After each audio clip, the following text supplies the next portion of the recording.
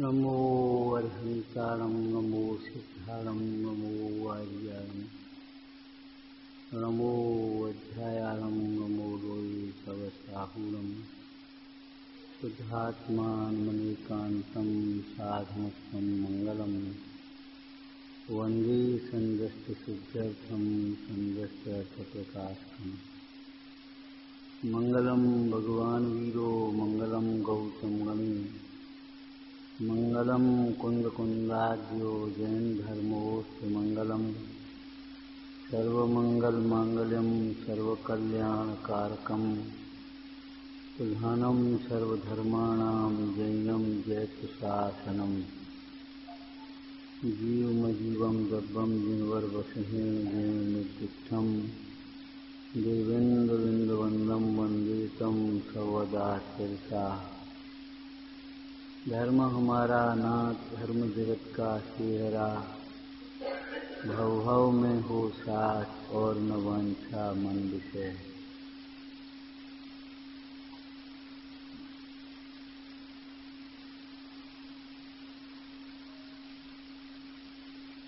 सत सागर में जी रमे तीव्रस नायक हो, जजें धर्म सत्य को सही मनवच कायास हो।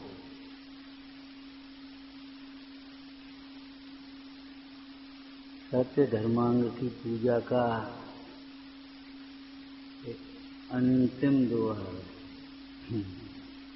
सत सागर में जी रमे तीव्रस नायक होय, जजें धर्म सत्य को सही मनवच कायास हो।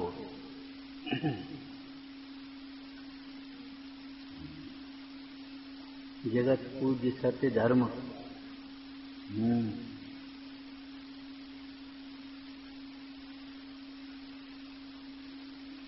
धर्म है तो धर्मी होना चाहिए।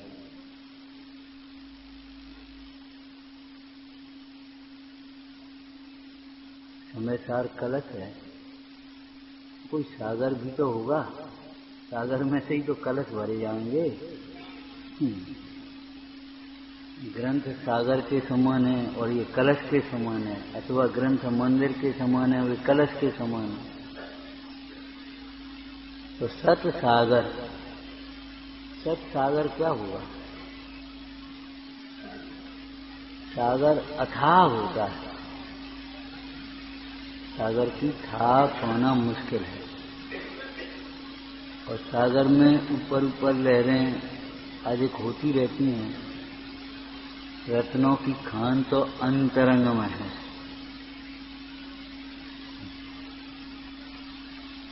सत कहते हैं वस्तु का स्वरूप ही सत है। उत्पाद व द्रव्य युक्तम सत। और सत्य के साथ जैन दर्शन की विशेषता है असत लगा हुआ। प्रत्येक वस्तु अनेकांतात्मक है, अनेकांतात्मक स्वरूप से सत है और पर रूप से असत है ये तो सब जानते हैं। लेकिन जीव है और नहीं है। नहीं है का मतलब पर रूप से नहीं है। जैसे मिथ्या दर्शन होगा ना, जैसा है वैसा मानता नहीं, वैसा मानता है वैसा है नहीं। ईश्वर है कि नहीं? है तो, लेकिन जगत के मोही प्राणी जैसा ईश्वर मानते हैं वैसा ईश्वर नहीं।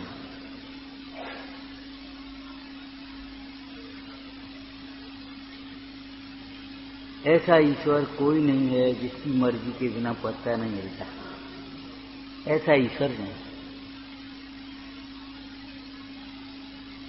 समस्त विश्व का युगपत प्रत्यक्ष ज्ञाता, वितराग सर्वज्ञ, अपने आनंद में मग्न लेने वाले, अनंत चतुष्टय रूप परिणमित ऐसे ईश्वर तो है।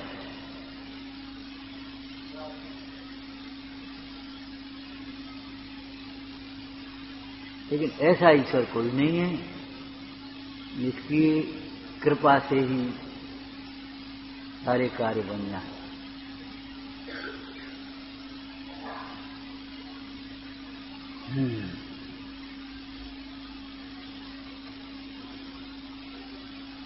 सत्य का जो भाव है, सच पूछो तो वही सत्य है। सत्य का जो भाव स्वरूप है वही सत्य है। वस्तु का स्वरूप, सत्य का स्वरूप कहो, वस्तु का स्वरूप कहो, वही तो सत्य है। अंतर ये है, ज्ञानी उस वस्तु के स्वरूप को जैसा है वैसा ही जानते हैं, मानते हैं और वैसा ही आचरण करते हैं। अर्थात पर से विरक्त होते हैं, अपने में रत लीन मग्न होते हैं, अपने में संतुष्ट होते हैं, पर के प्रति निष्प्रय होते हैं।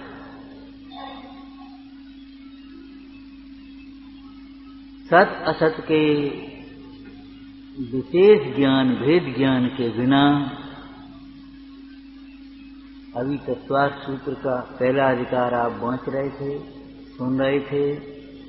बोलो भाई।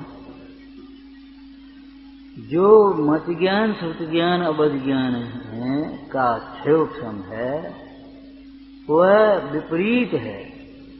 तत्सतोर विशेषात यद्रक्षोपलब्धेरुन्मत्तवत् मत सुतावध्यो विपरीत। मत ज्ञान, श्रुत ज्ञान, अवध ज्ञान ये विपरीत भी होते हैं। माने कोमति को श्रुत को अवधि। तो क्यों, कैसे कि थोड़े होते होंगे इसलिए विपरीत होते होंगे कि नहीं, ऐसा नहीं। थोड़े और अधिक की बात नहीं है। सत असत का विवेक नहीं है जिस ज्ञान में उन्मत्तवत्। दृष्टांत दिया, मतवाला कभी माता को माता भी कहे तो वो सयाना थोड़ी हो गया। ऐसे कभी हम अपने को कहें अरे कुछ नहीं है संसार में, सब भिन्न है, ये तो माटी है, उदगाल है, इसमें कोई दम नहीं, अपन तो आत्मा है बस। लेकिन अपने को जब तक देह कर्म रागादिक से भिन्न सच्चिदानंद स्वरूप आत्मा न समझे, न अनुभवे, तब तक वह ज्ञान भी सम्यक ज्ञान नहीं कहलाता। जिसको ज्ञान कहा जाता है, जो ज्ञान मोक्ष का हेतु है, सुख का कारण है, वह ज्ञान सम्यक साथे हो, सम्यक दर्शन सहित। सम्यक दर्शन के बिना जो ज्ञान है वह विपरीत। क्यों विपरीत है? तत्सतोर विशेषात यद्रक्षोपलब्धे रुन्मत्तवत्।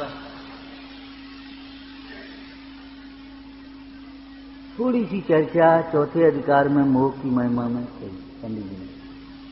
कभी कहता है मैं मर जाऊंगा, कभी कहता है नाम रहेगा तो मैं ही अमर रहूंगा, कभी कहता है मुझे जिला देंगे, कभी कहते हैं शरीर को जिला देंगे, कभी कुछ, कभी कहता है मैं करता हूं, कभी कहता है जैसा होनहार है वैसा होता है, कभी ईश्वर को करता ठहराता, कभी कर्म को करता। बावले की भांति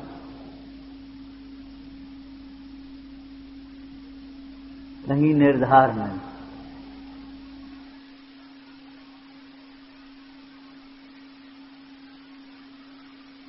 हमने सत को असत रूप मान लिया है।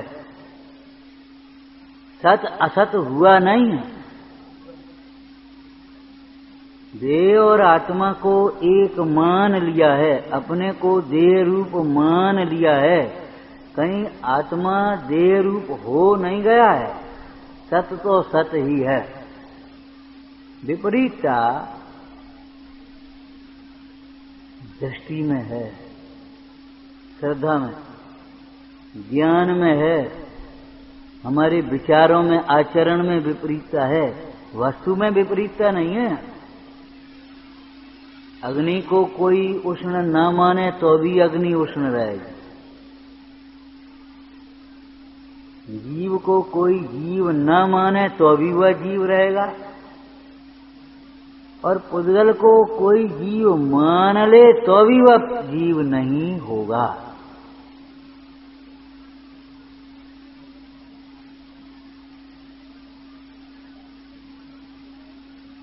तो सत सत, सत के सामने असत है, तो असत का अर्थ भी भिन्न सत्य अगर सैद्धांतिक दृष्टि से देखा जाए। जिसे हम असत कहते हैं वह भी कोई सर्वथा असत माने है ही नहीं उसकी सत्ता, ऐसा मत समझ लेना। स्वरूप से है, पर रूप से, लेकिन पर है ही नहीं ऐसा तो नहीं है, पर है। उसकी भी यही स्थिति है। क्या? वह पर रूप से है, हमारे रूप से नहीं है। जैसे जीव है, शरीर नहीं, तो ऐसे ही शरीर की ओर से भी है। शरीर है, पुद्गल है, जीव नहीं।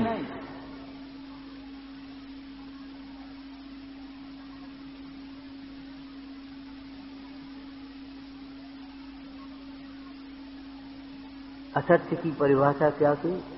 असदविधानम अनर्थम। असदविधानम अनर्थम। असत्य की क्या हो गई? सदविधानम।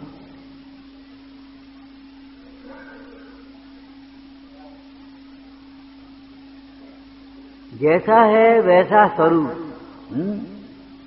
जो स्वरूप है ना, जैसे देह और आत्मा भिन्न भिन्न जानना सत्य, सच्चा ज्ञान। भिन्न भिन्न मानना सच्चा श्रद्धा है। और भिन्न भिन्न जानने मानने पर जो पर से विरक्तता और अपने में संतुष्टि होती है वह सत्याचरण। सत्याचरण क्या है? सच्चा आदमी अपनी सीमा में रहता है, अपनी मर्यादा में प्रवर्तता है।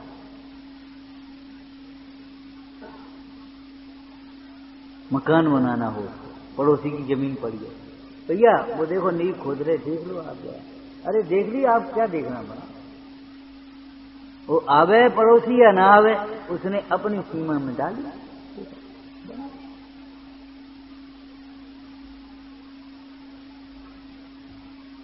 तो सत्याचरण किसका नाम है? अपने को आप रूप अनुभवता है, पर के संबंध में वह ये विकल्प भी नहीं करता कि 1 इंच इसकी जमीन हमारे में आ जाए। लौकिक में ऐसे वह पर को रंच मात्र भी अपना नहीं मानता। पंडित टोडरमल जी की भाषा बोलोगे, अपना अंश पर में नहीं मिलाता, पर का अंश अपने में नहीं मिलाता। अंशकार, द्रव्य, गुण, पर्याय, कर्तृत्व, भोक्तृत्व, स्वामित्व सब लगा देना होता। अपना कर्तृत्व पर में नहीं मानता, नहीं देखता। पर का कर्तृत्व अपने में, पर का स्वामी स्वयं नहीं मानता, और पर को अपना स्वामी भी, पर को अपना स्वामी नहीं मानता और अपने को पर का स्वामी नहीं मानता। पर को अपना भोक्ता नहीं मानता और पर को, पर का भोक्ता अपने को नहीं मानता।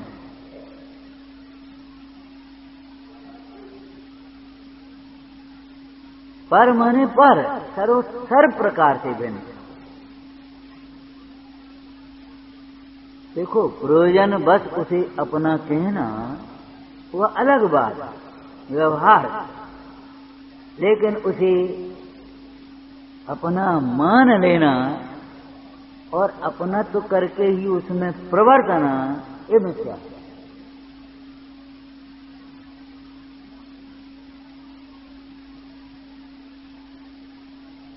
तो सत असत का है विद्यमान और अविद्यमान के अर्थ में भी प्रयोग। दूसरा, असत का अर्थ अकल्याणकारी भी होता है। अकल्याणकारी, अहितकारी। इसलिए असत्य की परिभाषा में भी स्वपर के लिए अकल्याणकारी, अहितकारी, हानिकारक, दुखदायी वे वचन भी असत्य वचन कहलाते हैं। इस परिभाषा के अंतर्गत ही असत्य में सावध्य वचन, गर्हित वचन और अप्रिय वचनों की चर्चा है। अहितकारी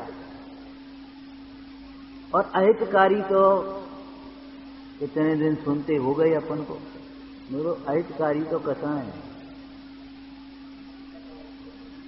अहितकारी तो कसाय है। इसलिए कसाय गर्वित जो वचन है वह भी अहितकारी है।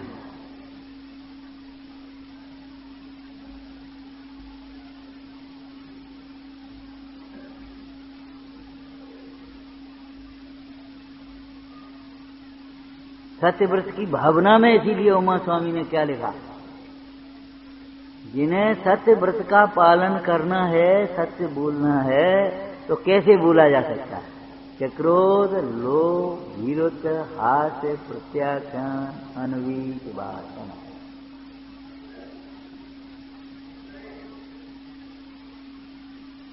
क्रोध, लोभ, भय और हास्य को छोड़कर, अब ये कहा ना, तो आदि लगा देना। क्रोधादि समस्त कसायों को छोड़कर आगम के अनुकूल समझना चाहिए, आगम के अनुकूल ही मानना चाहिए, आगम के अनुकूल ही बोलना चाहिए।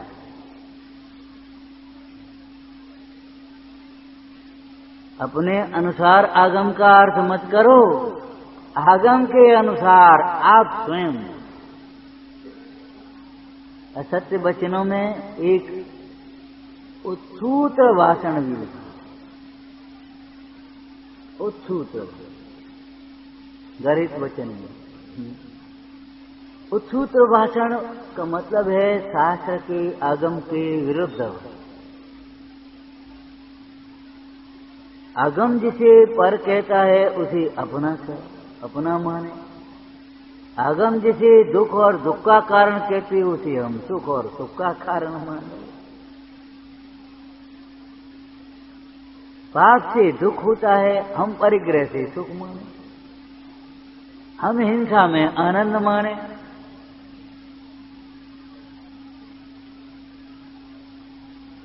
तो मान्यता जैसी है उसी के अनुसार फिर वचन आ जाते हैं, तो वह सत्य वचन में आ जाता है। जो धर्म है, सत्य धर्म है, वह आत्मा का स्वभाव, वह श्रद्धान ज्ञान आचरण रूप है। और वचन है वह नैमित्त, इसकी क्रिया। वचन के द्वारा तीर्थ की प्रवृत्ति होती है। इसीलिए सिद्ध भगवान से पहले अरहंत भगवंतों को नमस्कार करते। अरे सिद्ध भगवंतों का स्वरूप भी हम अरहंत भगवान की वाणी से समझते।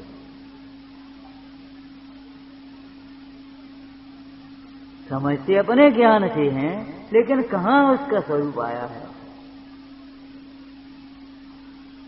ये दिव्य ध्वनि का संबंध विचार कर, अरहंत का उपकार विचार करते हुए अरहंत को सिद्ध भगवान से भी पहले नमस्कार किया।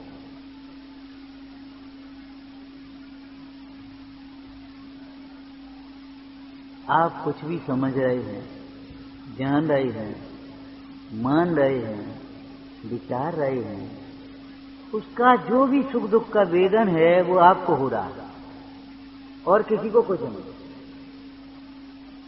यहाँ बैठा हुआ भी कोई अगर दुर्विकल्प कर रहा है और आकुलता कुछ हो रही है मानव शरीर के लक्ष्य से, बहुत ज्यादा है, और अब वो कह कुछ नहीं रहा, क्या उसको नहीं यहाँ लगा रहा हो, तो आखिर दुख का वेदन उसको हो रहा है कि नहीं हो रहा। लेकिन जो प्रवृत्ति है उसका कहना, सुनना, समझाना, समझना, आगे बढ़ाना, वो वचन के द्वारा। वचन की महिमा कहते हुए, वचन की महिमा कहते हुए क्या कहा? देखो भैया, वचन से ही धर्म तीर्थ की प्रवृत्ति होती है और विपरीत वचनों से ही खोटे तीर्थ की प्रवृत्ति हो जाती। खोटी प्रवृत्तियां भी खोटी, विपरीत वचनों से। इसलिए जिसने वचन बिगाड़ा उसका समस्त जीवन ही बिगड़ा हुआ है।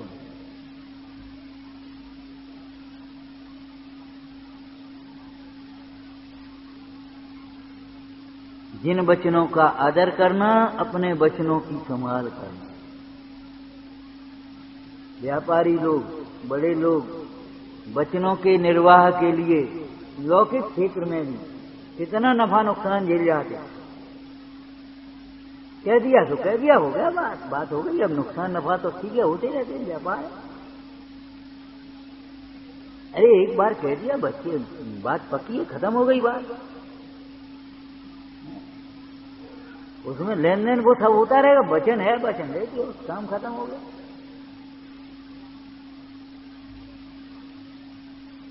वचन के निर्वाह के लिए लौकिक क्षेत्र में भी लोग कितने कितने कष्ट सहते हैं, कितने नुकसान झेलते हैं।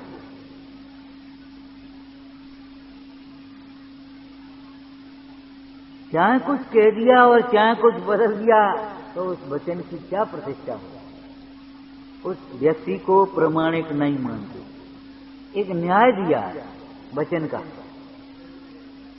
वचन का कोई न्याय है? वचन की प्रमाणता से पुरुष की प्रमाणता होती है, पुरुष की प्रमाणता से वचन की प्रमाणता होती है। सर्वज्ञ भगवान की सिद्धि में ये चर्चा थोड़ी सी आई। वस्तु उत्पाद व द्रव्यात्मक है। क्या कहा? वस्तु उत्पाद व द्रव्यात्मक है। ऐसा जो वचन है, हे भगवान, वह आपकी सर्वज्ञता का चिन्ह है। कौन सर्वज्ञ बिना कह सकता है? और नहीं तो आप सामान्य लोगों से, 100 में से 100 लोगों से पूछना, कोई बिरला निकल पड़े तो निकल पड़े, कह नहीं सकते। सुना होगा, पढ़ा होगा, अभ्यास होगा जिन वचन का तो। और नहीं तो सत्य किसे कहते हैं? जो हमेशा रहे।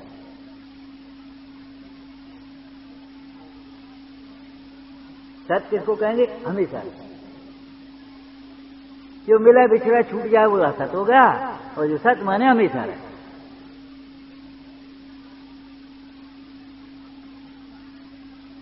अरे क्षण क्षण में बदलने वाली पर्याय भी एक समय का सत्य है।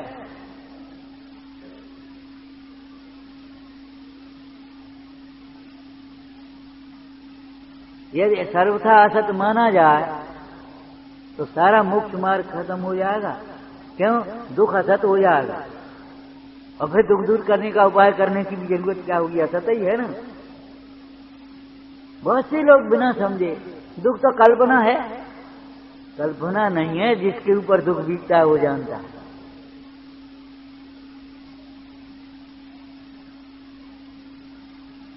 दुख कल्पना है तो उसे दूर करने का उपाय क्यों किया जाए? क्यों उपाय बताया जिनागम में दुख दूर करने का? चाहते हैं दुख हारी, सुकार कहें सीकुर करुणा धार। ये शुद्ध ज्ञान की क्या नाम, मत ज्ञान परोक्ष कहिए ना, आदि परोक्षम। तो शुद्ध ज्ञान को कथनचित प्रत्यक्ष दिखा। ये शुद्ध ज्ञान परोक्ष है, मत शुद्ध ज्ञान परोक्ष है। ये सामान्य कथा है, पर इसका एक अपवाद ही है। क्या शुद्ध ज्ञान सर्वथा परोक्ष नहीं है?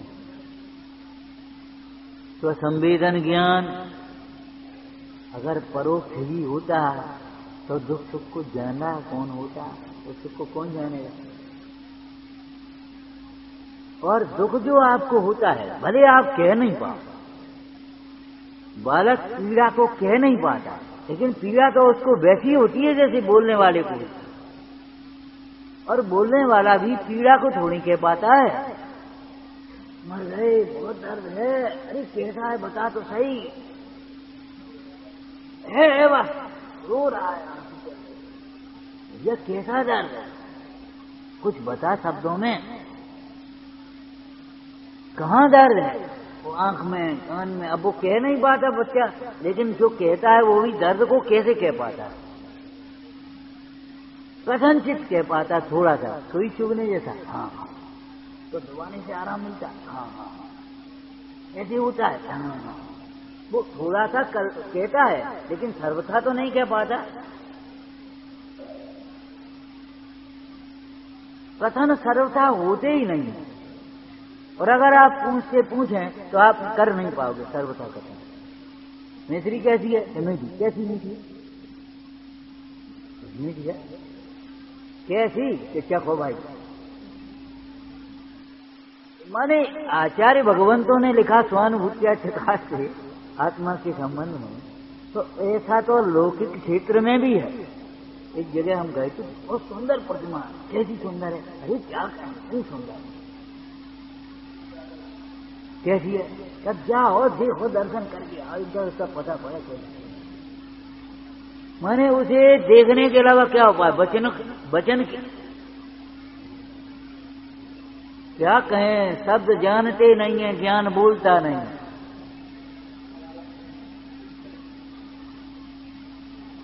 शब्द जानते नहीं है, ज्ञान बोलता नहीं है। ये तो थोड़ा बहुत जो कुछ कहा जाता है, ये निमित्त नैमित्तिक संबंध है। शब्दों की ऐसी शक्ति है, स्वशक्त संसूचित वस्तु तत्व है, व्याख्या कृतयम समुचित। लेकिन अगर सर्वथा हम शब्दों से ही कहना चाहें तो नहीं हो सकता। इसीलिए स्यादवाद की जरूरत पड़ गई। क्या कथनचित, जितना भी कहा जाता है वह कथनचित ही है, किसी अपेक्षा से है, और जिस अपेक्षा से जो कहा जाता है वह सत्य है। और अगर उसी को दूसरी अपेक्षा से देखा जाए तो वो गलत लगने लगेगा, विपरीत, उल्टा लगेगा।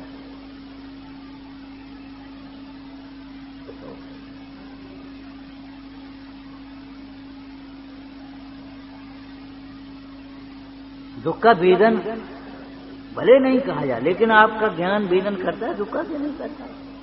और आप उस पीड़ा को दूर करने के लिए, दुख को दूर करने के लिए प्रार्थना करते हो, पुकार करते हो, उपाय करते हो। जो भी आप जानते हो, नहीं जानते तो पूछते हो, भाई क्या उपाय है इसका। अगर दुख का वेदन असत, दुख असत ही होता, पर्याय असत ही होती सर्वथा, तो फिर कौन उसे दूर करने का उपाय करता, कैसे करता? असत होता है कुछ, असत कल्पनाएं होती हैं।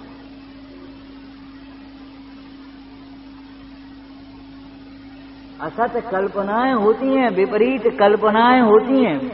वस्तु में कोई विपरीतता आ सकता नहीं। असत कल्पना, असत विकल्प, दुर्विकल्प।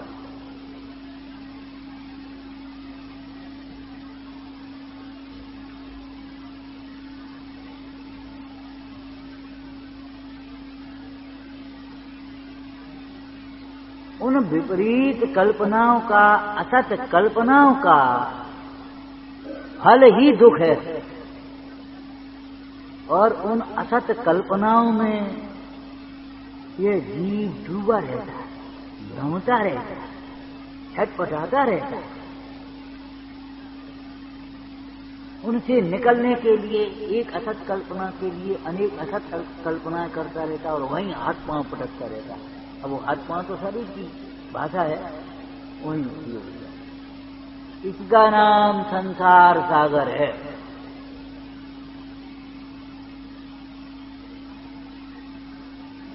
बाद बाकी संसार सागर जैसे लवण सागर और ये सब होते हैं, ऐसे कोई संसार सागर ऐसा नहीं है, और उसमें ऐसे कोई ऐसे डूबा नहीं है।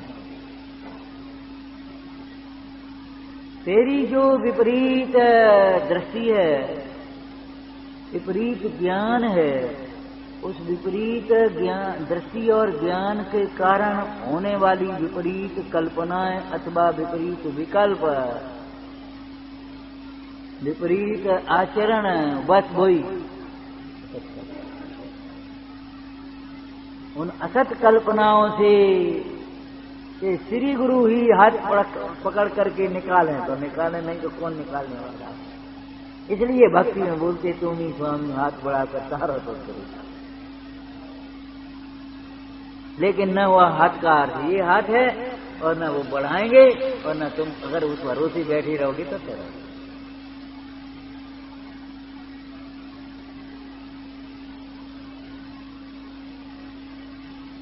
असत से निवृत्ति अर्थात असत को असत जानकर वहां से विरक्त होना, बस यही संसार के अभाव का होता है।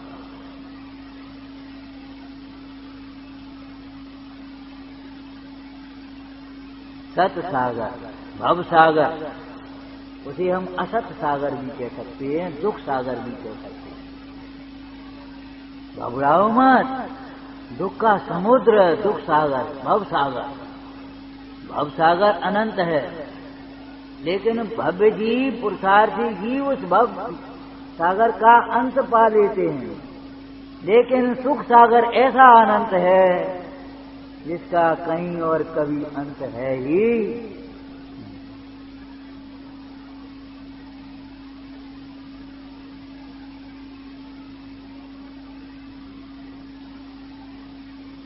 इसीलिए अमृतचंद स्वामी ने कहा, एक और कथाओं का ताप है, एक और शांतता का साम्राज्य है, एक और भव संसार और एक और मुक्ति का मुक्ति विलस सत सागर। आपको एक दृष्टांत दिया था, एक बार भगवान का संवसरण समझो आया।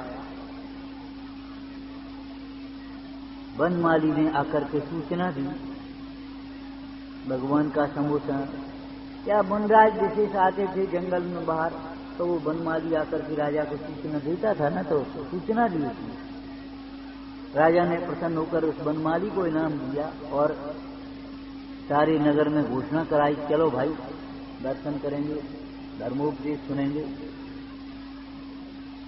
और राजा को न जाने कहां से विकल्प आ गया, आज सब लोग जाएंगे, सब लोग देखेंगे, अपना को वैभव दिखाना चाहते, प्रदर्शन का भाव आ गया।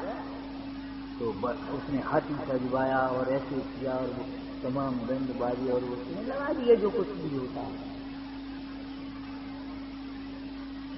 इंद्र को विकल्प आ गया, भवितव्य के अनुसार निमित्त निमित्त संबंध बन जाते हैं। इंद्र को विकल्प आया, उसने राजा जैसा वो प्रोसेशन बनाना चाहता था, उसे विक्रिया से क्या देर लगे, बना कर दिया। और मान लो एक सभा हो, उसमें आपको भी बोलना, आपको भी बोलना, सबको बोलना है, और आप जो सोच रहे हो जी हम बोलेंगे, जी हम बोलेंगे, और जी पहले ही बोल रहे तो फिर आप सोचो अब हम क्या बोलें कर।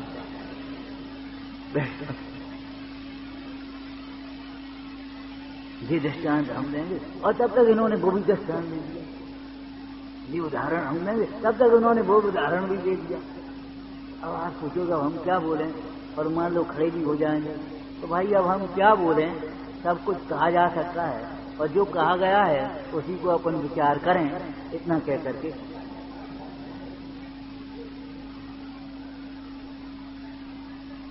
सच्ची बात है। और बोल देना चाहिए सरलता से, कोई डर की बात नहीं है, चिढ़ाना नहीं चाहिए, खिंचाना नहीं चाहिए। बताओ हम क्या बोलें, ये सब बोल गया पहले ही, और हमको बाद में बुलवाया, इनको पहले बुलवा दिया। अरे कुछ नहीं, आप आओ प्रेम से और उसकी अनुमोदना करो और प्रेरणा करो।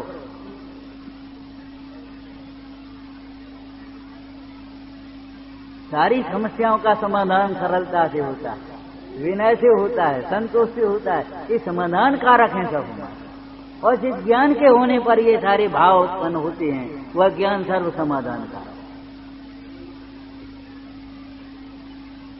अब राजा को देखकर उस इंद्र का जो वैभव और प्रदर्शन था ना, राजा को सोचने लगा, विचार आया अब क्या करूं, इससे बढ़िया हाथी तो मेरे पास है नहीं, इससे बढ़िया तो मेरे पास वस्त्राभूषण है नहीं, इससे बढ़िया तो ये सब है नहीं, अब मैं क्या दिखाऊं। बैठा बैठा सोचा और उसके मन में एक विकल्प आ गया, समाधान मिल गया। राजा उठा और चल दिया और जाकर के दीक्षा लेकर के और कहा आओ इंद्र अब तुम आ जाओ।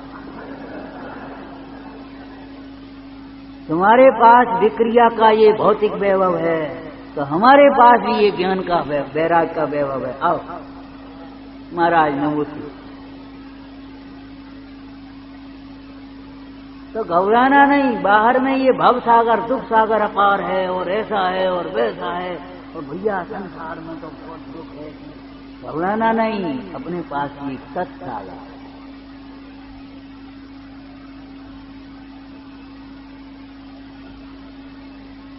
सत्सागर को जे लखें ये सम्यक दृष्टि, सत्सागर को जे जाने ये सम्यक ज्ञानी, और सत्सागर में जे रमे, सत्य धर्म हो गया, सदृश्य ज्ञान वृत्तानि धर्मम धर्मेश्वरारूढ़। यदि सत असत का ज्ञान ही नहीं हो तो कहां से धर्म प्रकट होगा।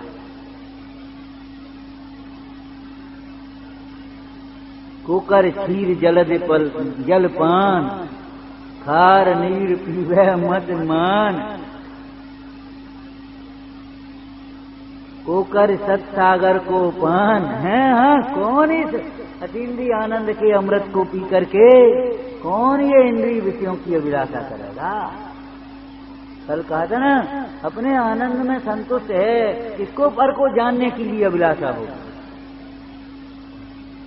कहीं अपने पति में संतुष्ट स्त्री को भी पर पुरुष को देखने की अभिलाषा होती है, होती है कि नहीं? सर्वथा नहीं। और बोलो, और कुछ शब्द बोलो। स्वप्न में भी नहीं।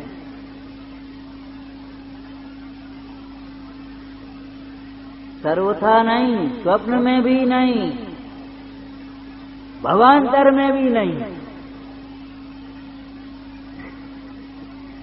भक्तामर जी में भवांतर एक।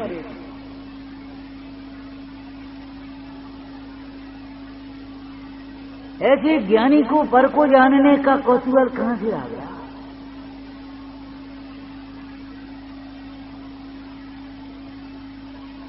अमृतचंद स्वामी कहते हैं, पर को जानने का कौतूहल जो अभिलाषा है वह दुख रूप तो है ही, और पर को जानने की अभिलाषा पर को जानने पर भी नहीं मिटेगी।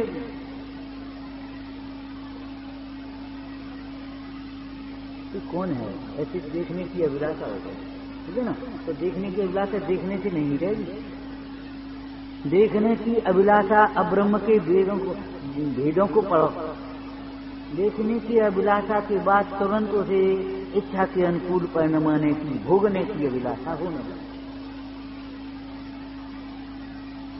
बालक आया विद्यालय से पढ़ने के बाद, बहन ने कहा भैया आज लड्डू बने, तो वो क्या कह रहा, दिखा।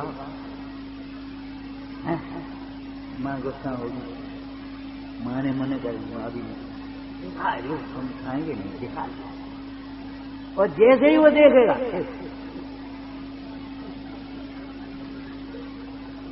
बोलो है कि नहीं, ये देखो बताओ है या नहीं। हम कहते ज्यादा पढ़ाई की जरूरत नहीं है, केवल एक व्यक्ति और विषय बदलना है, बाकी आपको सब आता है। जिन पैरों से आप बाहर जाते हैं वही पैर समर्थ हैं घर में आने के। जिस ज्ञान से आप संसार में भटक रहे हो वह ज्ञान पर्याप्त है, उसी ज्ञान से आप मोक्ष मार्ग में आ सकते हैं।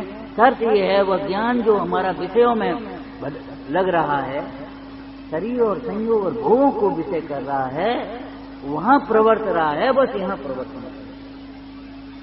इसीलिए सम्यक दर्शन को धर्म का मूल कहा, सम्यक दर्शन को नमस्कार किया।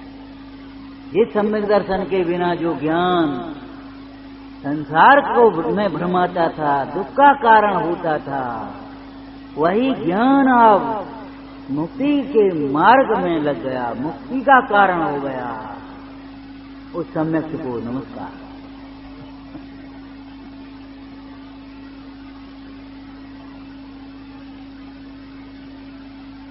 इंद्रभूति गौतम, वीरनाथ के गढ़धर इंद्रभूति गौतम, कितना क्षयोक्षम ज्ञान, 500 शिष्यों के पढ़ाने वाले उपाध्याय, तीनों भाई अग्निभूति, वायुभूति और तुम्हारी इंद्रभूति, 500 शिष्यों के पढ़ाने।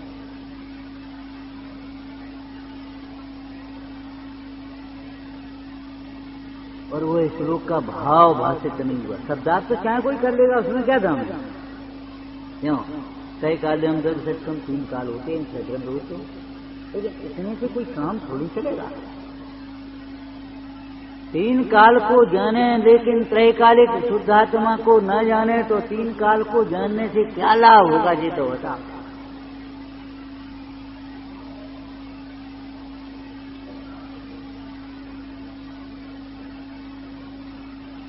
तीन काल को जाना और काल कला से रहित प्रभु को नमन हमारे। धनंजय कवि ने स्तुति में लिखा, काल कला से रहित प्रभु को नमन हमारे।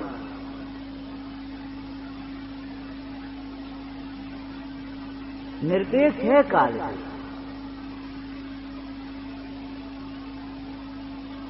6 द्रव्य होते, लेकिन 6 द्रव्य को जान करके वेद ज्ञान हो। अपने अमृतचंद स्वामी की भाषा में अगर अपन कहें तो क्या कहेंगे? 6 द्रव्यों का समूह रूप विश्व ध्येय है, वह व्यक्त है, भगवान आत्मा उससे न्यारा है, अव्यक्त है। उस अव्यक्त को व्यक्त करे तो काम बनेगा। इसलिए आपको कहा था 6 द्रव्य 7 तत्व को नहीं जानता है, नहीं मानता है, वह ग्रहित मिथ्या। और 6 द्रव्य 7 तत्व को जान करके भी, समझ करके भी, निर्णय करके भी, जो अंतर्मुखी ज्ञान में इनसे न्यारे अपने चैतन्य द्रव्य को नहीं जानता, शुद्ध तत्व को नहीं जानता, तो अग्रित मिथ्यात्म नहीं है। 6 द्रव्य कोई नहीं मानता तो क्या कहेंगे? लेकिन कहता 6 द्रव्य और सबको अपना मानता है। कहता पुद्गल है और मानता अपने को करता है उसका, मानता अपने को उसका स्वामी है, मानता अपने को उसका भोक्ता है। ऐसे ज्ञान को ज्ञान कहेंगे? अज्ञान है वो।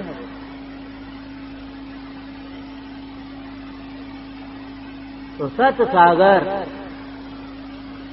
सबके भीतर आनंद सिंधु ले रहा है।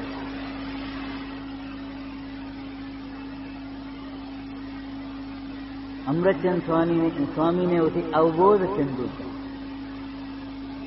अवबोध सिंधु, मज्जंत निर्भर ममी संमेव लोका, आलोक मुच्छल शांत रसी समस्ता। आगे आप्लाभ दुर्भ्रम तिरस्करणी भरीण प्रोन्मग्न ईश भगवान अवबोध। ज्ञान का सिंधु, ज्ञान का सत, ये सत है ना, एक, असत अनेक। असत है ना वो अनेक और सत एक। लेकिन वो एक होते हुए भी एक अनंत धर्मात्मक है, अनंत गुण पर्यायात्मक है। वो सदा अकेलो चेतन एक, तामाही गुण बसत अनेक। तो सत सागर, सागर एक शब्द है, सागर। उस सागर में अगर हम पूछें सागर का स्वरूप तो बताओगे तो? सागर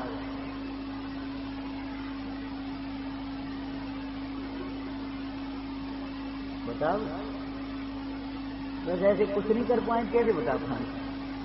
मतलब एक सागर जल का समूह समझिए हैं, तो कितना लंबा चौड़ा, उसकी लंबाई क्या नाम है, चौड़ाई, गहराई, कितने उसमें लीटर पानी होगा,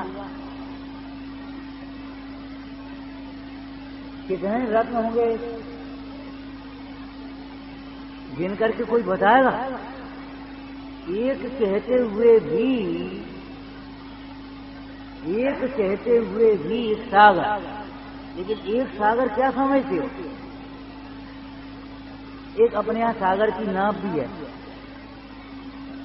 आयु वगैरह होती 33 सागर, नापी है ना, एक सागर की आय, 33 सागर की आय। सागर माने कितने होंगे? 100, 200, 500 वर्ष होंगे, 1000, 2000 होंगे। अरे तुम समझते हो, सागर हमें बस सागर ही समझो।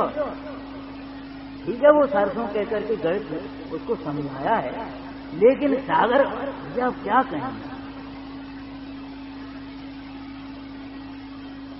ये सब सागर देखते हैं और हमको ऐसा लगता है पार नहीं है, लेकिन तेरी भी प्रभुता का पार नहीं, तेरे भी ज्ञान का पार नहीं, तेरी भी सुख का पार नहीं, प्रभुता का कोई पार नहीं।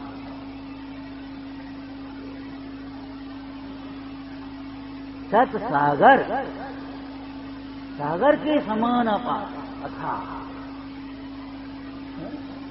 दुख सागर बाहर, बाहर में नहीं है दुख सागर भी। दुख सागर भी कहाँ है? अभी एक शब्द बोला था पहले बीच में, असत कल्पनाओं में दुख सागर, उलझता जाता, उलझता जाता, डूबता जाता, डूबता जाता, निकलना मुश्किल हो जाता है असत कल्पनाओं से। असत कल्पनाओं से निकालने में समर्थ ए जिन वचन, जिनोपदेश। कैसे हैं जिन वचन? कुछ महिमा बताओगे? जिन वचनों की महिमा, अभी वचनों की महिमा कही, जिन वचनों की महिमा, जिन वचस रमनते ते स्वयं, जो जिन वचनों में रमते हैं वे स्वयं मोह से रहित हो जाते हैं। मोह का बमन कर देते माने मोह उनका निकल जाता है, बमन हो गई माने सब निकल गए, विकास।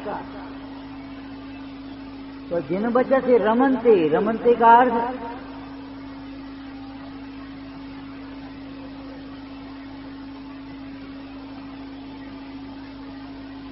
हम केवल रमनते का अर्थ पूछ रहे हैं। रमना जो होता है वो आनंदमय प्रवृत्ति होती है, ऐसे रम गए कभी होते ही नहीं है, ध्यान ही रहो समय का। दुख में नहीं रमना होता है, दुख में भ्रमना होता है और सुख में रमना होता है। विलास, आनंदमय चेष्टा, विकार। यद्यपि कभी कभी दोनों अर्थों में दोनों शब्दों का प्रयोग हो जाता है, लेकिन चिद विलास और चिद विकार, कभी गुणों के परिणमन को विकार कहते तो उसको भी विकार ही कह देते, कोई दिक्कत नहीं। लेकिन चिद विकार प्राय मोह राग वैसादिक भावों के लिए प्रयोग होता है, और चिद विलास ज्ञान आनंद के लिए प्रभुता, चिद विलास। और राग आदि को चिद विलास नहीं कहेंगे। ऐसे बहुत शब्द आपको पहले ही बताए। अनंत ज्ञान दर्शन सुख वीर को अनंत चतुष्टय कहेंगे, लेकिन क्रोध आदि को चतुष्टय न कह के चौकड़ी कहेंगे, चांडाल चौकड़ी, चौकड़ी कह लेंगे। तो शब्दों का प्रयोग है, कोई बात नहीं। तो विचारना ये चीजें कैसी हैं जिन बच रमना माने आनंद। तो व्यवहारिक अर्थ क्या होगा जिन वचन में रमने का? जो जिन वचनों को आनंद पूर्वक अभ्यास करते हैं, प्रसन्नता से सुनते हैं, प्रसन्नता से बांचते हैं, प्रसन्नता से पूछते हैं, प्रसन्नता से विचारते हैं, प्रसन्नता से याद करते हैं। और जब वो याद होता कितनी प्रसन्नता होती है, आज वो हमको भजन याद हो गया, चलता है ना उसको। इससे की सिद्धि होने पर प्रसन्नता होती है।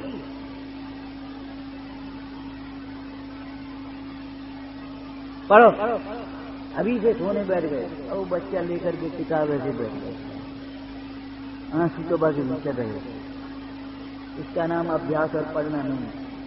उस बच्चे को पढ़ते हुए न कुछ समझ में आएगा न याद, बैठा रहेगा तुम्हारी डर से। नियम ले, स्वाध्याय करेंगे, ले भैया 10 मिनट नियम दे दिया तो रमनते लिखा है। रमनते का मतलब आनंद पूर्वक अभ्यास करते हैं, पढ़ने में, सुनने में। कैसा आनंद? जैसा आनंद मोही जीवों को विकथाओं में आता है, उससे अनंत गुना आनंद, उससे कोई अलग प्रकार का। ये व्यवहारिक अर्थ हो गया जिन वचन में रमते हैं। परमार्थ अर्थ कलश में प्रश्न उठा करके प्रश्न उठाया कि महाराज आप कहते जिन वचनों में रमने की बात, तो वचन तो जड़ हैं, उद्गल हैं, उद्गल में कैसे रम जाएगा? आज तुम हमसे पूछ रहे हो ये बात, कभी वैद्य के पास गए हो? अरे वैद्य के पास तो जाना ही पड़ता, हरी बीमारी लगी रहती है। शरीर में रोग न होने का आश्चर्य है, रोग होने का क्या आश्चर्य? हरी बीमारी तो लगी रहती है। संसारी नाम बीमारी, बुढ़ापा स्वयं रोग है, गृहस्थी हो गई है, कभी कोई बीमार कोई बात नहीं। तो उसने औषधि बताई, उसने परिचय तो लिखा, जाओ ये दवा ले लें। तो वो कागज गुड़ी मुड़ी करके खा गए कि दवाई ली?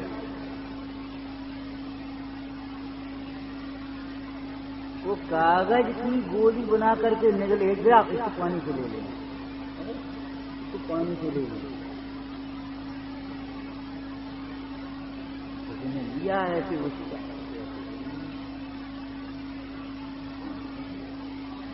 वैद्य के अभिप्राय को समझा नहीं समझा, तो फिर ये आप कैसे, फिर उस दवा का साहब इसको पानी से कैसे लेंगे? उसने पूछ लिया, बेचारा भोला था लेकिन सरल था, पूछ लिया वैद्यराज इसको पानी से कैसे खाएंगे? अरे भाई समझ में नहीं आती। वहां जाना स्टोर पे, वहां ये दवा मिलेगी गोली, गोली को लेकर के, तो ये इस नाम से गोली मिलेगी ना, वाचक वाच्य संबंध इसको कहते हैं, वाचक वाच्य संबंध। तो भैया इस वचन से कही हुई कोई रमने योग्य उपादेय रमणीय वस्तु, उसमें जो रमते हैं वो मोह का वमन करते हैं, ये परमात्मा। तो महाराज जो अर्थ फिर आपने बता दिए, अब हम कौन सो माने सर? कि दोनों ही सही हैं, लेकिन दोनों एक से सही नहीं है। एक सत्य कथन है, परमार्थ कथन है, एक उपचार कथन है। पहले तो प्रसन्नता से सुनो, पढ़ो, विचार करो, यहाँ की बात आज। तो मोह मंद होता है जिन वचनों को प्रसन्नता से सुनने पर, पढ़ने पर, विचारने पर मोह मंद होता है, और जिन वचनों में कही हुई उपादेय रूप शुद्धात्मा में रमने से मोह का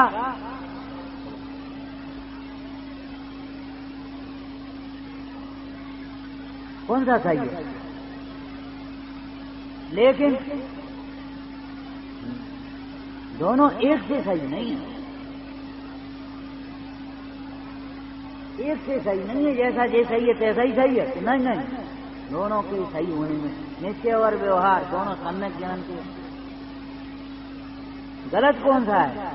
जीवनवाणी में असत्य थोड़ी कहेंगे, व्यवहार ने कहा तो असत्य कहा क्या? लेकिन वो सापेक्ष सत्य, जिस अपेक्षा से जो कथन कहा गया है, उपचार निमित्त की अपेक्षा तो है, उसमें उस प्रकार का निमित्त होता है, सापेक्ष सत्य है वो, उसके प्रयोजन को समझना चाहिए। जिन वचन से रमन से पंडित टोटरमल जी ने, जिनके वचनों से धर्म तीर्थ प्रवर्तता है, जिनके वचनों से धर्म तीर्थ प्रवर्तता है, तो जिनके वचनों से प्रवर्तता है, लौकिक वचनों से नहीं। इसलिए दुनिया क्या कहती है ये मत सुनो, भगवान क्या कहते हैं सुनो।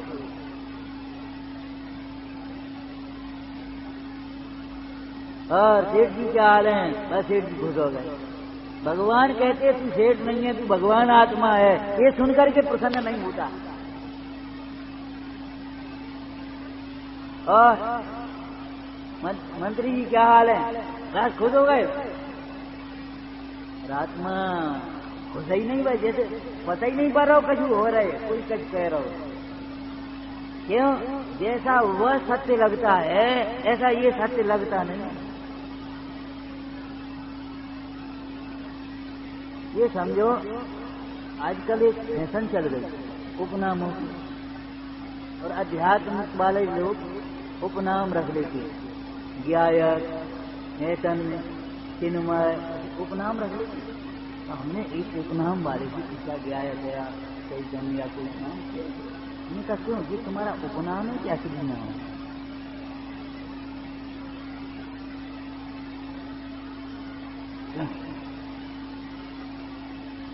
असली को तो असली नाम है ये तेरा गायक चेतन, ये असली नाम है तेरा, उसे तो तुम बैठे हो। और जो तुम्हारा क्या कहें लोक व्यवहार के लिए नाम सत्य, वो भी होता है। व्यवहार सत्य अनेक प्रकार के होते हैं, तो वो जो उपनाम बाहर का लोक व्यवहार में संबोधन के लिए नाम रखा, उसे तुम असली नाम। हमारा नाम वो घर का नाम हमारा ऐसा है और स्कूल का ऐसा नाम है। बोलो तुम्हारा क्या नाम कौन सा जी, तो बताओ। तो जैसी प्रसन्नता से यह जीव शरीर संयोग भोगों की चर्चा को सुनता है मोही, ऐसी प्रसन्नता से जिन वचनों को नहीं सुनता। यहाँ से उठेगा और कोई अच्छी बात बता, अरे मूल इतनी अच्छी बात क्या होगी तो पूछ रहा है, इससे अच्छी बात आप पूछ रहा है, और तो कौन सा पूछ रहा है?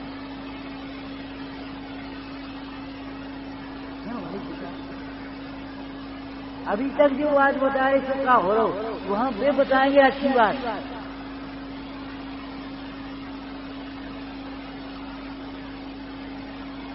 सुनो, उसके भाव बहुत बढ़ गए। अच्छा कितने बढ़ गए?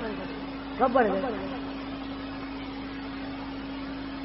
तुम्हें कैसे मालूम पड़ा? मैंने वो एकदम कोतवाली हो जाएगा, ललक पैदा हो जाएगा।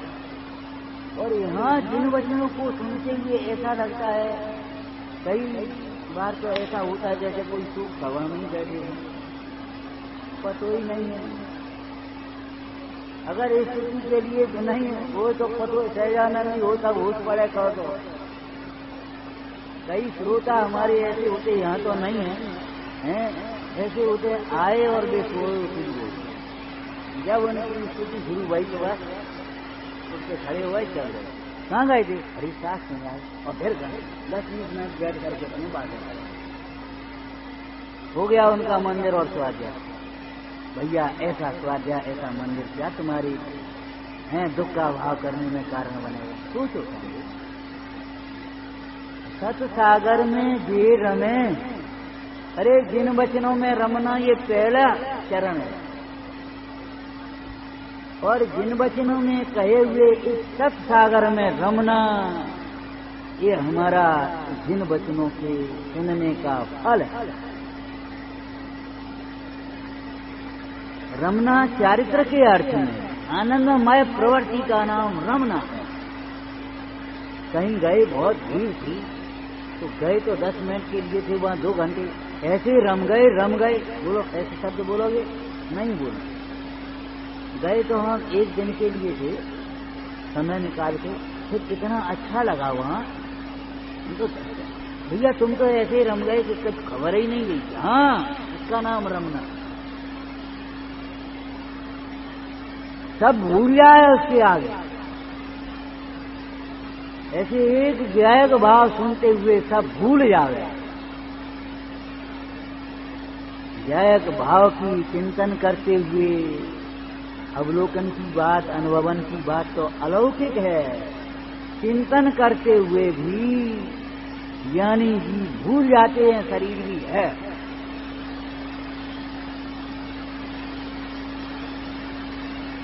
संयोग भी है।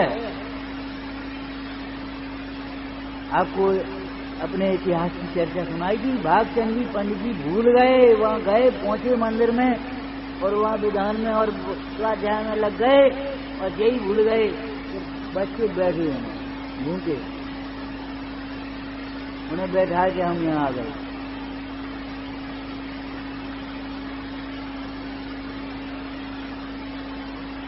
जिन वचन से रमनते हैं, जिन वचनों में रमते तो मोह मंद होता है, और जिन वचन में कहे हुए सत सागर में रमते तो वो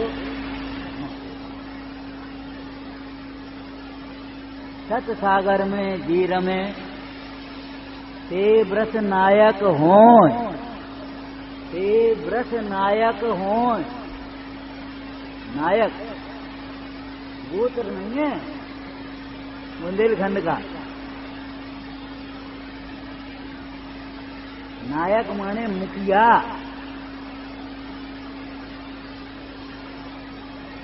नाविक अलग है, लेकिन एक ही अर्थ है, ये समझ लो। शब्द तो अलग है, वो नाविक वहां नाव में प्रयोग होता है। संसार सागर जब कहेंगे तो नाविक कह देंगे। तो व्रत नायक, व्रत नायक जिनवर व्रत जो सवेरे कह रहे हैं, वे धर्म के तीर्थ के स्वयं प्रवर्तक होते हैं, वे धर्म के नायक होते हैं। सम्यक दर्शन की महिमा का अंतिम छंद श्रावकाचार्य जी ने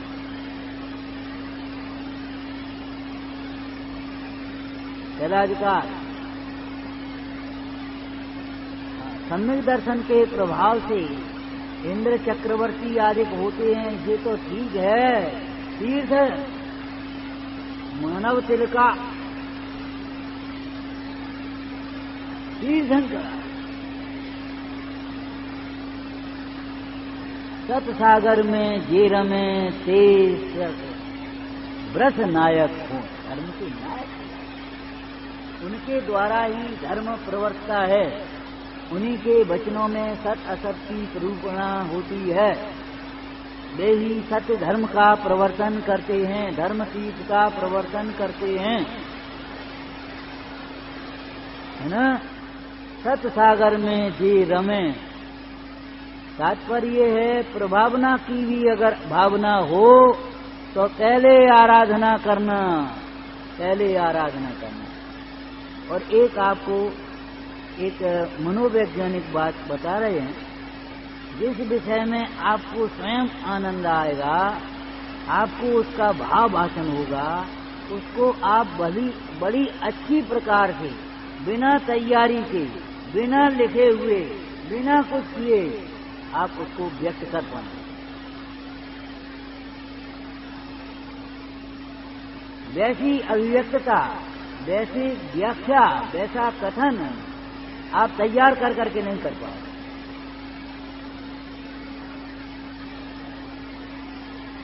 वर्षों का आगम अभ्यास का ज्ञान, और अब क्या कहें भाई, कितना थोड़ा समय है स्वानुभव का। वो स्वानुभव ज्ञान, वो ज्ञान की जाति अलग है।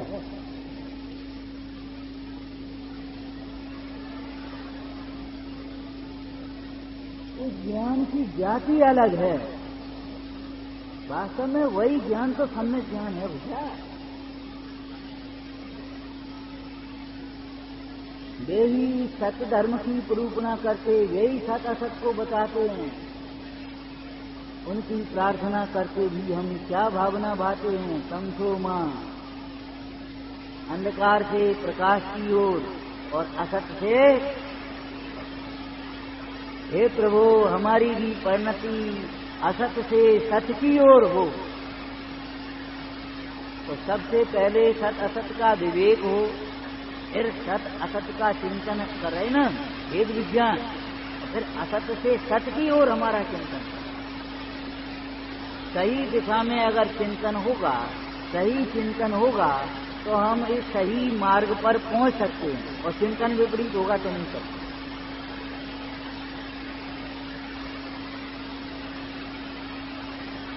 वे व्रत नायक हो, उनके वचनों में सत्य का क्या स्वरूप आया, क्या स्वरूप, वस्तु का स्वरूप वही सत्य है। मरण होता है, संस्कार करने ले जाते लोग गाते। मतलब कहना क्या है, ये गाय काय को रहे, बोल काय को रहे कि सुनो भाई, देखो यही तो सत्य है, ये सब यहीं रह गया, न कुछ लाए थे और न कुछ ले गए। देखो एक आत्मा और धर्म ध्यान वही तो सत्य है, वही तो काम आने वाला है, और क्या काम में आएगा। एक जगाने की भाषा है वह सत्य, और उस सत्य का श्रद्धान ज्ञान आचरण वह सत्य धर्म, और उसकी प्ररूपणा वह सत्य वचन। उससे फिर भेद कहे आगम में उन्होंने, जो व्रत नायक हैं उन्होंने सत्य के भेद कैसे कहे। एक है पारमार्थिक सत्य, आप आत्मा हैं कब सत्य नहीं है, आप भेद हैं। लोक व्यवहार से भी अगर कहें तो कितने दिन के,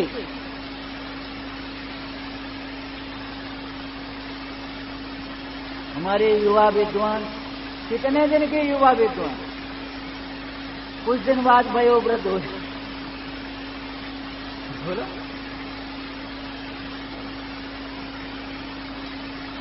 हमारे राष्ट्रपति जी, हमारे फलाने जी कितने दिन के। माने व्यवहार का जो सत्यपना जब कहा जाता है वह कितने दिन का है। क्यों, वह असत संयोगों की ओर से कहा जाता है। जब तक वे संयोग हैं तब तक सही कहा जा रहा है, वो लोक व्यवहार है। और जब वो संयोग भी नहीं रहा तब कैसे कहेंगे। अभी आपके पास धन है और आपको धनी का है तो आपको कुछ नहीं लगेगा, और जब धन नहीं जाए और सोचिए, अरे काय को मजाक करती है, काय को हंसी करती है, आपको स्वयं लगने लगेगा वो झूठा कि नहीं। धन होने पर धन के संयोग से जो कथन किया जाता है, धन के चले जाने पर वह कथन झूठा सिद्ध हो गया। लेकिन आप आत्मा हैं, ये कब कथन असत्य कब होगा, वो कहाँ होगा। रात में, दिन में, घर में, मंदिर में, जवानी में, बुढ़ापे में, बोलो कहाँ, इस लोक में, परलोक में तो ही रहेगा। पारमार्थिक सत्य को पहचानने के लिए हम यहाँ बैठे, ये उत्तम सत्य है। ये हमारा जो व्यवहार के सत्य हैं वह भी परमार्थ सत्य की प्राप्ति के लिए समझना चाहिए। बाद बाकी काय के व्यवहार के फिर सत्य। इसलिए परमार्थ की दृष्टि से जब देखेंगे तब वह व्यवहार भी समस्त अभूतार्थ असत्यार्थ बाधित हो जाए। पंडित जी ने उन सत्यों को नाम सत्य, स्थापना सत्य, भाव सत्य, संभावना सत्य, रूप सत्य, जनपद सत्य है, ये तमाम सत्य के भेद कर आगम में पढ़ना। असत्य के भेद विद्यमान को अविद्यमान, अविद्यमान को विद्यमान, अन्यथा, और तुम्हारा कठोर वचन, अभिमानी वचन, भेदंकर वचन, भेदंकर वचन, अप्रिय वचन, हिंसादिक पापों के वचन।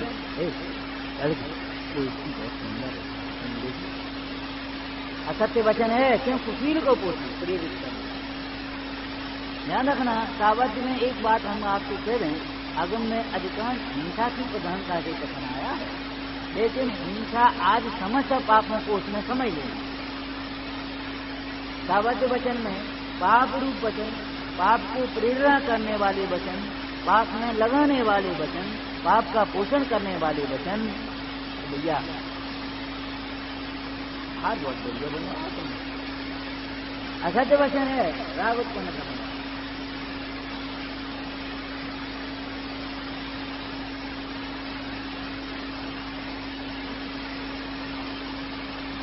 तो ये सब प्रकार के वचन, और पंडित सदाशिवदास जी ने एक प्रयोजन परक इस विषय की चर्चा की, क्योंकि शायद सत्य धर्म के प्रसंग में नहीं है, आगे पीछे होगी। जिस वचन से मिथ्या श्रद्धान विपरीत हो जाए, व्रत की संयम से चलायमान हो जाए, कहीं कलह विसंवाद हो जाए, किसी को दंड हो जाए, किसी का अनादर तिरस्कार अपमान हो जाए, ऐसे वचनों को असत्य वचन कहेंगे। यहाँ पर असत्य की परिभाषा अकल्याणकारी हानिकारक लेना चाहिए। इसलिए असत्य के ये दो अर्थ थे, एक सत्य और असत्य माने विद्यमान अविद्य, और एक सत्य असत्य का अर्थ हितकारी सत्य अहितकारी असत्य। यह सदाचरण माने स्वपर के लिए हितकारी आचरण, सत्य वचन स्वपर के लिए हितकारी वचन। असदाचरण असदाचरण अपने लिए भी हानिकारक, दूसरे के लिए। तो ऐसे असदाचरण को यहाँ ऐसे लेना चाहिए। तो इस प्रकार के आगम के अभ्यास से हम क्या बताएंगे कि हम तो आपसे पहले ही दिन कह दिया, हम तो थोड़ी सी प्रेरणा इशारा करते हैं। बाद बाकी आप आगम सागर में निमग्न हो। आगम सिंध अथाह है और इतने बहुत से लोगों हमें बड़ी दया आती है, क्या करें समय नहीं करता तो वहाँ जाके बैठ जाते हैं। इतना आगम है आपको समय नहीं मिलता, हम कह रहे हो तुम कह रहे समय नहीं करता। तो वहाँ जाकर के जहाँ तुम्हारी कोई जरूरत नहीं है, खड़े में टांग उल जाए हो, वहाँ बैठ जाते हो, या कहीं व्यसनों में बैठ जाते विकथा में। और समय कैसे करें? कैसे रिटायर हो गए, घर के बेटे की दुकान पर भी कोई काम नहीं, बच्चों ने समझ जाओ हम क्या करें, तो अभी तो बैठ जाओ। अरे हर करो, साधना करो अथवा सेवा करो, या तो साधना करो अथवा सेवा में समर्पित हो जाओ। धर्मायतनों की सेवा करो, समाज सेवा करो। सेवा के नाम पर माने खाली प्रदर्शन नहीं, संस्कार कैसे पढ़े तत्व के, धर्म की प्रभावना कैसे हो, कुरीतियां कैसे दूर हों, अच्छी रीतियों की परिपाटी कैसे चले, लग जाओ समाज सेवा। अगर साधना में उपयोग नहीं लगा पाते, आपकी इतनी बुद्धि और इतनी एकाग्रता नहीं है, लेकिन उसी में मगन मत हो जाना। जीवन का लक्ष्य तो साधना ही है, और ये कहने से काम नहीं चलेगा, उपयोग नहीं लगता। उपयोग लगाओगे तो लगेगा। एक बालक था, उसको बस आलू की सब्जी अच्छी लगे और तुअर की दाल चावल, बस हमें और अच्छा नहीं लगता, हमें नहीं। बीमार हो गया, भोजन बंद, भोजन बंद, उल्लंघन हो गए। अब उसे लगी, जी ने कहा एक काम करो, इसको मूंग की दाल का पानी दे दो, और नहीं तो थोड़ी सी रोटी की सब्जी दे देना, नमक मसाले ज्यादा मत डालना, थोड़ी। और बोला कैसे लगन लगे, इतना कैसी बातें करते हो, तुम्हारा उपयोग चारों ओर भ्रम रहा है, इसलिए नहीं लगेगा। वो कौआ जो उड़ने वाला है, वो जहाज पर ऐसे बैठ कर रह जाता है, हटता नहीं है वहां से, क्यों? उसकी समझ में आ गया अगर यहाँ से उड़े तो कहीं पेड़ पहाड़ तो है नहीं, सागर सागर है, डूबेंगे। इसलिए संसार में कहीं सुख नहीं है। अगर ये निर्णय हो जाएगा, परमाणु मात्र मेरा नहीं है, ये निर्णय हो जाएगा, तो यहाँ उपयोग लगे बिना नहीं रहेगा। भैया उपयोग लगाए तो लगे, यहाँ अपने हित का सुख का विचार करे तो उपयोग लगेगा। तो सत सागर में जो रमे, ये सत असत के भेद प्रभेद भी काय के लिए हैं, अभेद के लिए हैं। ये भेद प्रभेद भी काय के लिए हैं, अभेद के लिए हैं। आगम के अभ्यास से भाई स्वाध्याय हमारा जितना भोजन जरूरी है उतना जरूरी है, ऐसा कहना हम हल्का समझते हैं। जितनी श्वास जरूरी है उतना भोजन स्वाध्याय जरूरी।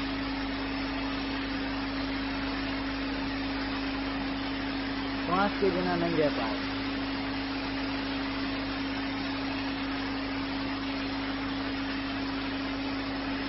ऐसे उत्तम सत्य के स्वरूप को हम भी समझें और सत्य सागर में रमें। जजो अभी तो क्या करना है, जजें धर्म सत्य को सही, ऐसे सत्य के धर्म स्वभाव को, सत्य धर्म को हम क्या करते हैं? पूजते हैं, समझते हैं, विचारते हैं, आते हैं। काय के लिए? सत सागर में रमने के। काय से? मन वच काया सो, मन वचन काय से। माने वो सत्य की ही प्रशंसा करते हैं, सत्य की ही चर्चा करते हैं, वचन हो गया, और उसी में एक अनुमोदना होती है, हम अपनी चेष्टाएं करते हैं। ये हमारी काया हो गई नमन आदि की, और अंतर में चिंतन, ये हमारा मन विचारना। ऐसे सत्य धर्म की चर्चा करते हुए पंडित प्रेमचंद जी ने अंतिम दोहे में ऐसी मंगलकारी प्रेरणा की।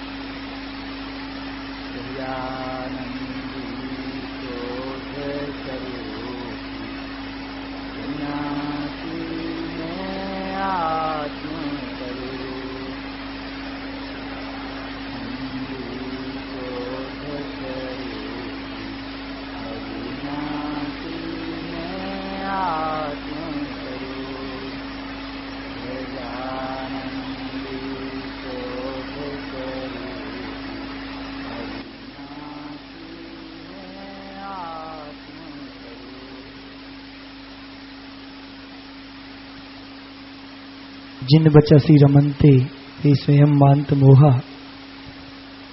जिन वचनों में रमने पर मोह मंद होता है, और जिन वचनों में दर्शाए हुए शुद्धात्मा में रमने पर मोह का अभाव होता है, नाश होता है।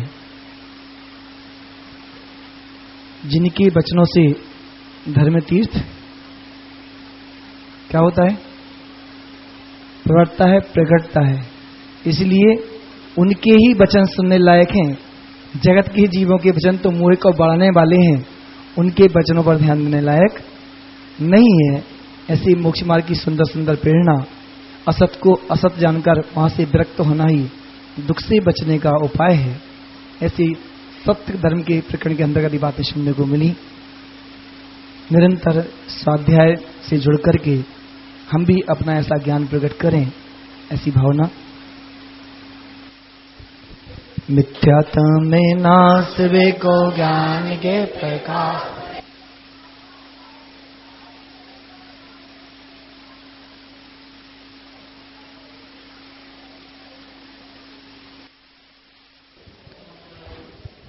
बढ़ जाइए बस। जलजनवाणी माता की, महाजैन धर्म की। यद्यपि कल शाम को युवा वर्ग के सामने हमने अपनी भावनाएं रखी थी, पंडित साहब ने अपनी भावनाएं रखी थी, फिर भी आज समूहिक रूप से सबके सामने वो भावनाएं रख रहे हैं। उसमें सबसे पहली भावना ही रखी गई थी कि हम स्वयं तो स्वाध्याय करते हैं और स्वाध्याय का लाभ भी उठाते हैं, लेकिन हम इस अमृत को और लोगों को नहीं बांटते।